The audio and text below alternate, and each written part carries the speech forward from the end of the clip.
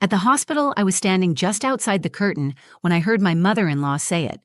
"Burn the other birth certificate. She never needs to know." My heart stopped.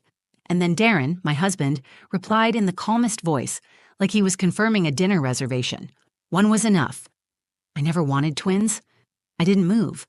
I couldn't. It was like the floor gave out under me and I was floating above everything, watching the moment happen to someone else. They didn't know I was there, or maybe they didn't care. Sylvia's voice was low, but firm, like she'd said it before, like this was a conversation they had rehearsed.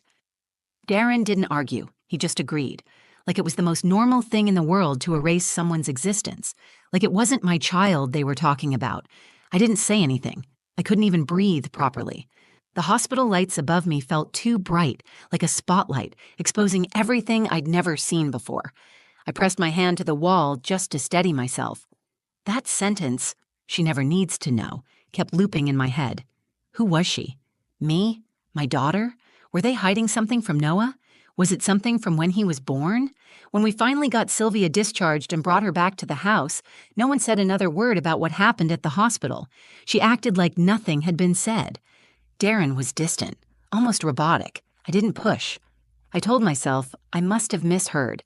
That stress was playing tricks on me. But then we walked through the front door. Noah was waiting for us in the living room. His legs were crossed, and he was flipping through a plastic folder filled with old papers the nurse had given him at school. They'd just visited the local hospital as part of a class trip. When he looked up at me, his face was confused, curious. He held out a photo in both hands. "Mom, who's this other baby?" I walked over, trying to focus. The photo was dated the day Noah was born. It was taken in the hospital. There were two babies in the picture, side by side, swaddled in the same patterned hospital blanket, each wearing tiny hats. One had a name card that said Noah. The other had no label, just a blank space. My fingers tightened around the edges of the photo. Two babies. Not just Noah. Two. They had the same face, the same expression, the same small, wrinkled hands. One was him. The other, who was she? Darren came up behind me and glanced over my shoulder. He froze. I felt his breath hitch, just for a second. He didn't say anything. I turned to him. My throat was dry. "Who is this?" He didn't answer. Noah looked back and forth between us. "Is that my sister?" The question hung in the air. No one answered him either. I stared at the photo again. My son, and a baby girl next to him, a second child no one ever told me existed. And in that moment, I knew two things. First, I hadn't misheard anything at the hospital, and second, my entire family was built on a lie. Before everything fell apart, we looked like a normal family from the outside. People would tell me how lucky I was. I had a beautiful house in a quiet neighborhood, a son who made everyone smile, and a husband with a solid career. We were the kind of family people sent Christmas cards to, with matching outfits and staged fall photos in front of pumpkins. I played the role well. I kept the house in order, made the lunches, took Noah to school, and smiled during PTA meetings even when my stomach twisted. Something about our life never felt settled. It was like living in a room where everything looked clean, smelled faintly of mold. I didn't know where the smell was coming from, and I didn't know how to explain it to anyone else. My name is Camilla Hartley. I used to teach second grade before Noah was born. I loved it. I loved helping kids figure out who they were. But after Noah, we decided I'd stay home. Darren insisted. He said we could afford it and that Noah deserved a full-time parent. He never said, "You deserve this." That distinction mattered more the longer I sat in it. Darren and I met in college. He was calm and focused, always 10 steps ahead. At first, I admired how steady he was. It made me feel safe. But over the years, that steadiness turned into something else. He rarely shared what he was thinking. He avoided hard conversations, and when I asked questions that mattered, he would shut me down with a reassuring smile and vague words. "Everything's fine. You worry too much. Let it go." After Noah was born, Darren changed. At first, I thought it was just the stress of becoming a parent. He was exhausted and distracted. He started working longer hours. When I brought up trying for another baby, he always found a reason to say no. Too soon, too risky, too much pressure. I stopped asking after a while. I told myself maybe I was being selfish. I tried to be grateful. The night Noah was born, I remember the first few minutes so clearly. The contractions, the nurse holding my hand, the look on Darren's face when he first saw Noah, but then everything blurred. I had complications during the delivery and lost a lot of blood. I was put under heavy medication. I remember waking up and asking, "Is he okay?" Someone said yes. I remember a faint second crying sound, but the nurse told me I was disoriented. I accepted that. The hospital kept me for nearly a week. I was weak, emotionally numb, and struggling to connect with what had happened. Sylvia visited once. She stood at the foot of my bed inspecting me like a broken appliance. She didn't bring flowers. She didn't ask how I felt. She just told me Noah was strong, like his father, and that I'd better rest up because motherhood was no excuse for falling apart. My relationship with Sylvia was always a minefield. She didn't like how emotional I was. She once told me I had too much heart and not enough spine. Darren never defended me. He would brush her comments off with a soft laugh or a change of subject. I learned to keep quiet when she was around. Noah became my entire world. He was a bright, curious boy with a kind heart. He loved puzzles and building things. He asked questions that made me pause, like, "Do you think I was supposed to be someone else?"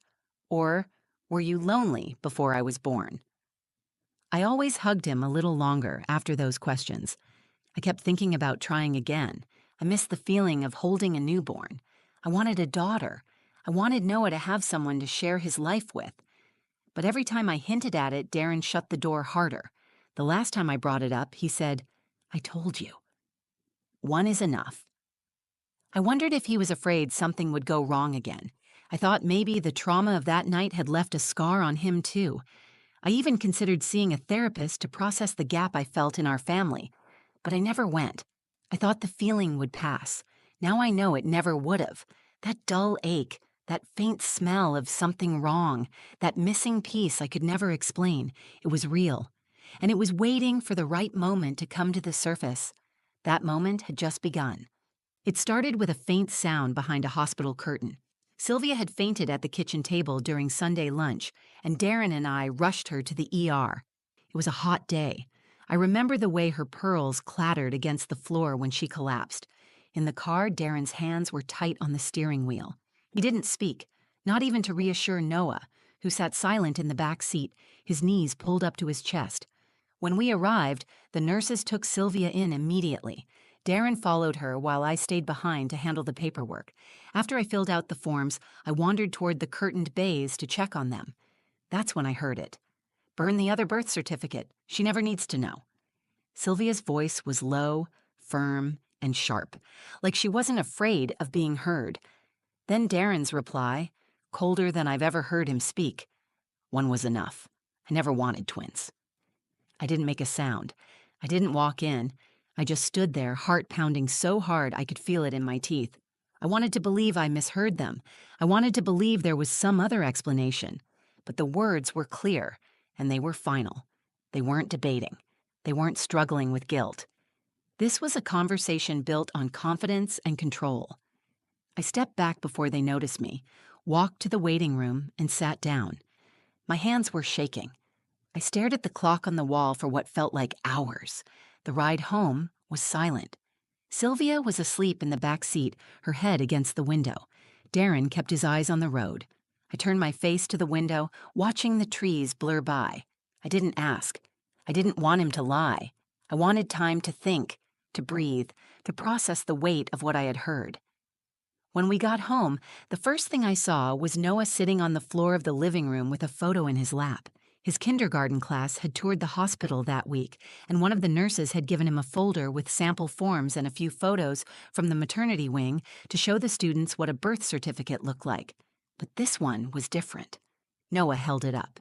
His face was puzzled. "Mom, who's this other baby?" I walked over, slowly. The photo was glossy, printed on hospital letterhead, dated 6 years ago. The same date Noah was born. 2 babies were swaddled in pink and blue blankets lying side by side. Both were freshly born, eyes closed, cheeks red. One had a name card labeled Noah Hartley. The other had no label at all. They looked identical. Not just similar, identical. Same nose, same ears, same dark fuzz on their heads. Twins. I felt something crack open inside me. I took the photo from Noah's hands and stared at it like it might change if I blinked hard enough. "Is that my sister?" he asked.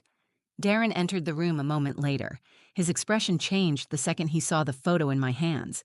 He stopped mid-step. I looked at him. My voice was barely steady. "What is this?" He didn't answer. Noah turned to him. "Daddy, is that my sister?" Still nothing. Just a long, thick silence. Darren walked forward slowly, took the photo from my hands, looked at it for a second, then set it on the table like it didn't matter. "It's nothing, just a mistake," he said. "A mistake?" I asked. "That's Noah. That's the day he was born. And that's another baby next to him, a girl. Why does she not have a name?" "It was nothing," he repeated. "We went through a lot that day. You were barely conscious. You don't remember what it was like." "Then tell me," I said. "Tell me what happened." He didn't. He walked away. That night, after Noah was asleep, I searched every cabinet, every drawer, every hidden corner of the house, looking for answers. I didn't even know what I was looking for yet, just proof, anything. Something inside me had shifted. This wasn't something I could ignore, and it wasn't going away. A missing baby, a second birth. A secret my husband and his mother had buried deep under years of silence. But it was coming to the surface now, and I was going to dig until I found the truth. I didn't sleep that night. I lay in bed next to Darren, staring at the ceiling while he snored quietly beside me, like everything was fine. Like we hadn't just been caught standing at the edge of a lie so deep it had nearly swallowed us whole. I watched the clock tick past 2, then 3. My heart wouldn't slow down. That photo had burned itself into my mind. 2 babies, one named, one erased, one life celebrated, the other buried. And somehow I had slept through it all. Noah deserved to know the truth. I deserved to know the truth. So I got up. I moved through the house in the dark, careful not to wake anyone. I knew exactly where to look. In our attic, there was an old cedar trunk Darren had insisted we never open. He told me it was full of legal documents and family records from his father's estate. It was locked with a heavy brass latch. That night, I didn't care about rules. I didn't care about what I wasn't supposed to find. I pried the lid open with a screwdriver. My hands were shaking. Inside, I found old tax files, medical records, property deeds. I dug deeper. Beneath a stack of file folders, I found a small envelope marked Hartley, 2019, the year Noah was born. Inside were 2 birth certificates, one for Noah Hartley, one for a baby girl. Nora Hartley, same birth date, same time, same hospital. I sat down hard on the attic floor and pressed my fingers over my mouth. I couldn't make sense of the words in front of me. I was reading them. I was holding them. And they still didn't feel real. The certificate for Nora had been signed by Darren. The line where my signature should have been was blank. There were more documents in the envelope. Discharge summaries, a form titled Parental Relinquishment of Custody, Infant.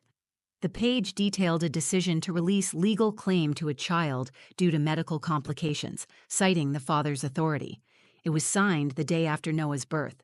I was listed as sedated, unavailable for consent. The reason section said, due to critical instability, survival unlikely. No one ever told me she lived. No one ever gave me a chance to decide. I sat there for almost an hour, reading those documents over and over again. I tried to convince myself there was some reason this had happened, that Darren had been protecting me, that Sylvia had been trying to help, but nothing about it felt like protection. It felt like theft. My daughter had been taken from me under my own roof, in my own body, and the people closest to me had hidden it with paperwork and silence. The next morning, I didn't pretend anymore. I waited for Darren to come down to the kitchen. He walked in still half asleep, pouring himself a cup of coffee like it was any other day. I set the envelope on the table in front of him. He froze. "Where did you get that?" he asked. "The attic," I said. "I opened the trunk. You lied to me." He stared at it for a long time. Then he sat down, slowly. "She wasn't going to make it," he said. "The doctors told me she had less than a 5% chance of survival. They asked me what I wanted to do. You were unconscious. I didn't want you to wake up and see her die." "So you gave her away?" My voice was sharp, but I wasn't yelling. You let them take her like she was a mistake? She wasn't breathing, he said. They told me it would be easier. They said I could save you more trauma. And you never thought I deserved to know? He looked at me and I saw it. Not regret, not guilt, just exhaustion. He had built this lie so carefully that even now, faced with proof, he still believed it had been the right decision. I made the best call I could, he said. No, I told him. You made the call for both of us. You decided who got to live in this family. You buried my child. I took the photo from the living room table, folded the birth certificates into my purse, and walked out the door. I didn't know exactly where I was going yet, but I knew who I was looking for, my daughter. I didn't stop to cry. I didn't stop to question myself. I had a name, a date, a hospital, and a truth no one could take from me anymore. The first thing I did was call the hospital where Noah and Nora were born. I asked for the NICU records from the day of their birth. The woman on the phone paused when I gave her Nora's name. She asked for identification and proof of relationship. I faxed everything I had, birth certificates, the discharge forms, even a scanned copy of the photo Noah had found. An hour later, my phone rang. "This is Nurse Lila Temple," the voice said. "I was on duty the night your twins were born." The word twins hit hard. It was the first time someone else had said it out loud. I sat down at the kitchen table and pressed the phone to my ear. My whole body felt like it was vibrating. "I remember them," Lila said. "I remember you. You were in surgery for a while after the delivery. We were told your daughter wasn't going to survive, but she did. It was a tough couple of days, but she made it." My mouth went dry. "She lived?" "She was in critical condition at first. Breathing issues. We kept her in an incubator. She responded well. Her stats started improving. But 3 days later, she was gone. A man came in with paperwork. He said the parents had decided to place her." "A man?" I asked. "Yes. He said he was the father." I remember because I asked him if he wanted to hold her before she left. He refused. I closed my eyes, trying to stay upright. "Where did she go?" "She was transferred to foster care through the hospital's emergency placement program. When a parent signs a full relinquishment form, the baby is placed into state care. It doesn't happen often, but it's legal." "She was never adopted?" I asked. "She was taken in by a foster family in Oregon. After that, I don't know. We don't track them after placement." I thanked her. I wrote everything down. I held the phone in my hand after the call ended and stared at the wall for a long time. I'd been sleeping under the same roof as a man who stole my child and convinced himself it was mercy. That night, I called a lawyer. The next day, I hired a private investigator. I didn't tell Darren what I was doing. There was nothing left to say. 3 weeks later, I got a call. The investigator found her. Her name was still Nora. She had never been adopted. She was still in the foster system, placed with a couple in Bend, Oregon. They were older, caring. They had taken her in as an infant and had been trying to adopt her for over a year. The delay was due to a legal complication with the original parental release form. My name had never been on it. It had triggered an inquiry. I flew to Oregon alone. I sat in a quiet office with beige walls and a social worker who handed me a folder with Nora's file, her photos, her milestones, her health records. She was small, but strong. She had survived everything and somehow smiled through it. In one photo, she was wearing a yellow dress with ducks on it. She looked like Noah. Same eyes, same mouth, a mirror I had been missing. When they brought her in to meet me, she was holding a book. She looked up at me with wide, cautious eyes. She was 6 years old. Her hair was tied back in 2 braids. She didn't speak at first. I didn't expect her to. I knelt down and smiled. "Hi, my name is Camila. I think we're connected." She blinked and for a moment just watched me. Then she asked, "Do you have any books with animals?" I laughed. I nodded. "I have a whole shelf." She reached for my hand. Later, back at home, Noah sat on the couch, holding the photo that had started it all. He looked up at me. "Is she coming here?" I sat beside him and pulled him close. "That's up to her, but I'm going to make sure she knows she has a place, that she belongs." Noah looked at the photo again. "I hope she likes dinosaurs." "I think she will." In one moment, everything had shattered, but in another, everything had opened. The truth didn't destroy me. It brought her back. It took time. No story like this ends with a perfect reunion and smiles in every direction. Real life doesn't work like that. Real life is quieter, more uncertain, full of pauses that feel like choices. Nora didn't come home right away. The foster family she had been living with had raised her since she was an infant. They were kind people, and she loved them. She didn't remember me. She didn't remember anything before them. I had to earn her trust. I started by sending letters. Simple ones. I told her about our house, our garden, the big oak tree in the backyard that Noah liked to climb. I sent her pictures of the cookies Noah and I baked every Saturday. I sent her drawings Noah made just for her. He wrote her notes that said things like, "I hope you like Legos. I'm good at sharing." For a while, I didn't hear back. Then, one day, I received a drawing in the mail. It was two kids standing under a tree, a big oak tree. One boy, one girl, they were both smiling. The girl had 2 braids. I cried for a long time that day. Eventually, the court reopened the custody case. Since I had never legally surrendered my rights, the previous paperwork was void. The foster parents supported my involvement. They loved Nora, but they also believed she deserved the truth and a chance to know her birth family. Nora started visiting during school breaks. The first time she came to stay with us, she brought a suitcase full of stuffed animals and lined them up on her bed, naming each one. Noah helped her alphabetize them. They bonded over animal facts, building pillow forts and making obstacle courses in the backyard. One night, I found them asleep on the floor of her room, curled up on either end of a giant beanbag chair, holding flashlights and whispering stories. I stood there for a while, watching them breathe and sink. I had missed 6 years with her. I would never get those back. I didn't get to hold her when she took her first steps or brush her hair on her first day of kindergarten. I didn't get to rock her when she cried. That grief still lives in me, and I let it. I don't try to silence it anymore, but I also don't let it define what comes next. I filed for divorce 2 months after Nora's second visit. Darren tried to stop me at first. He said I was breaking our family apart. I reminded him that our family had been broken the moment he chose silence over truth. The court awarded me full custody of Noah. Darren sees him on scheduled weekends. Nora has the choice to visit him, but she hasn't asked to. Sylvia never contacted me again. I never expected her to. I focused on healing, on building something new with my children. We started therapy as a family. We talk openly now. When Noah asks questions, I answer them.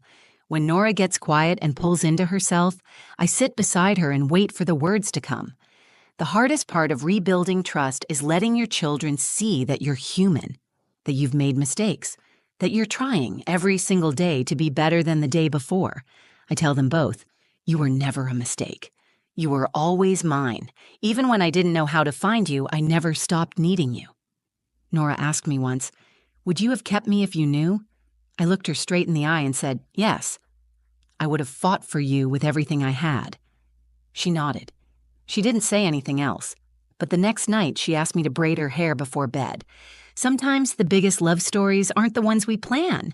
Sometimes they're the ones we have to fight to reclaim. The ones that rise out of silence, out of loss, out of choices made by people who thought they were protecting us. I lost time. I lost trust. I lost the life I thought I had, but I found her. And in finding her, I found the version of myself who stopped settling for peace, built on secrets. The truth is painful, but it's also powerful. It gave me back my daughter, it gave Noah a sister, and it gave all 3 of us the chance to build something real that will always be enough. Thank you for watching my story. If it moved you, if it made you think about the power of truth, or reminded you of how important it is to listen to your intuition, please take a moment to like the video. Share it with someone who needs to hear that healing is possible, even after the deepest kind of betrayal. And if you've been through something like this or are going through it now, leave a comment.